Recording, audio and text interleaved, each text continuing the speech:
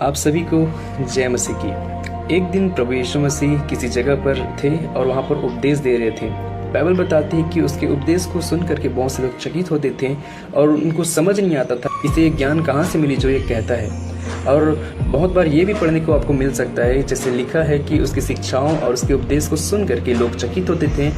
और यह सोचते थे कि ये जो शिक्षा और उपदेश दे रहा है ये शास्त्री और फरीसियों की तरह नहीं है, परंतु इसका जो शिक्षा है वो बिल्कुल अलग है। और इन सब के चलते हुए अपने अपने मन में कंफ्यूज रहते थे कि आखिर इसे ये कहाँ से मिला और ये कैसे शिक्षा है और ये शिक्षा हम पहली बार सुन रहे हैं। आप जानते हैं इस विषय में प्रभु ने जब देखा कि वे मेरी शिक्षाओं को समझ नहीं पा रहे हैं कि मैं क्या बताना चाह रहा हूँ और क्या कहना चाह रहा हूँ, तो उसने प्रभु यीशु मसीह ने एक दिन इस बात के विषय में एक बात कही जो कि यूहन्ना रचित सुसमाचार उसके 7 के 16 और 17 पद में लिखा है। वहाँ पर प्रभु यीशु मसीह ने कहा कि जो परमेश्वर की इच्छा में चलना चाहता है वो मेरी बातों को समझ सकता है, क्योंकि मैं जो बोलता हूँ अपने से नहीं परंतु वही बोलता हूँ जो परमेश्वर मुझे कहने को देता है। मैं आप सभी को इस छोटे से वचन के द्वारा यही बताना चाहता हूँ कि यदि आपको परमेश्वर के वचन को समझने में कोई परेशानी होती है तो इच्छा उत्पन्न करने के लिए कि परमेश्वर की इच्छा में हमें चलना है, परमेश्वर से प्रार्थना करें और अपने अंदर इस इच्छा को रखें कि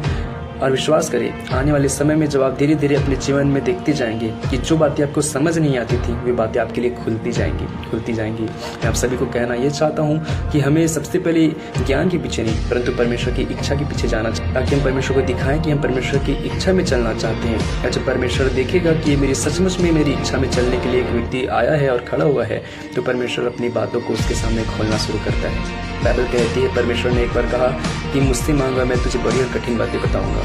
मैं तुझे नई बातें बताता हूँ। परमेश्वर के वचन में बहुत बार आपको ये देखने को मिलेगा कि परमेश्वर ने कहा कि मैं तुझे ऐसी बातें बताऊंगा जिसे तू अभी नहीं समझता, मैं तुझे ऐसी बातें बताऊंगा जो बिल्कुल नहीं है। ये परमेश्वर के वचन हमें सिखाता है। मेरे भाई और मेरी बहनों, मैं आप सभी से कहना चाहता हूँ कि परमेश्वर की इच्छाओं पर चलने की इच्छा रखें और इसके बाद आप देखेंगे कि परमेश्वर का वचन आपके लिए खुलना शुरू हो जाएगा। Thank you.